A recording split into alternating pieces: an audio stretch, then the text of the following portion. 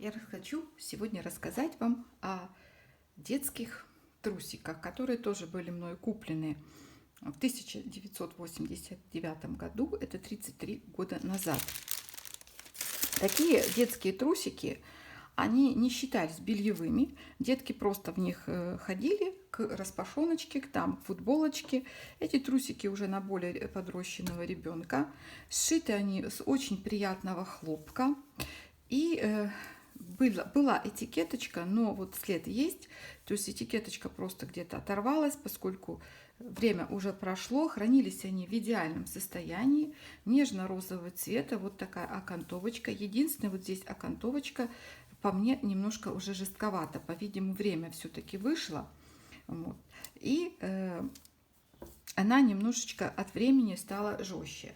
Трусики такие продавались в детском мире. Выбора, конечно, белья для детей такого не было. Вот как они обшиты, просто очень интересно. Тут резиночка, если кто не знает, то трусики были все детские на резиночках.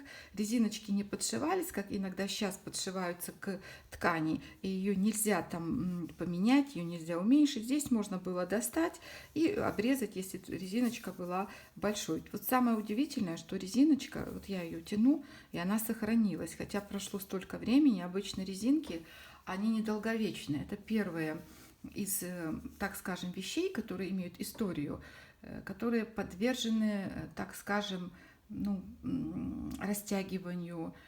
Резинка, она не такая прочная, как сама ткань, но тем не менее здесь достаточно хорошая резинка. Вот я трогаю, я чувствую, что она есть, она тянется.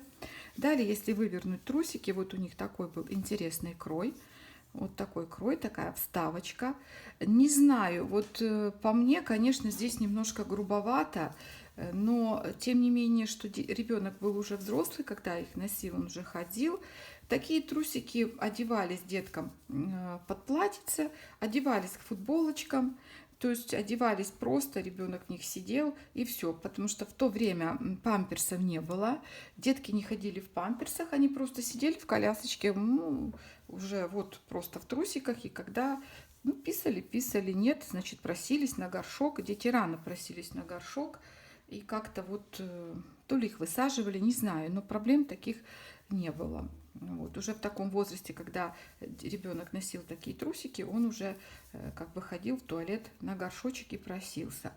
Поэтому хочу тоже предложить для коллекции. Ребенку не советую, сразу скажу, что я не советую такие вещи одевать детям, поскольку прошло время, и даже при правильном хранении возможно какие-то нарушения в ткани, которые могут вызвать аллергию, потому что 33 года это очень серьезное время для хранения чего-либо.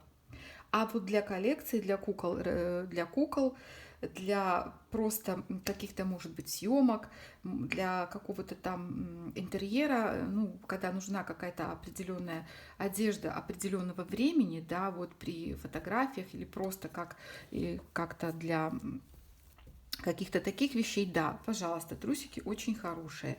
Они у меня будут в моем магазинчике на Авито продаваться. Видео, может, уберу, может, не уберу, посмотрю, но хочу предложить, потому что я понимаю, что такая вещь, она должна у кого-то передаться тому человеку, которому она нужна. Вот. А то, что есть такие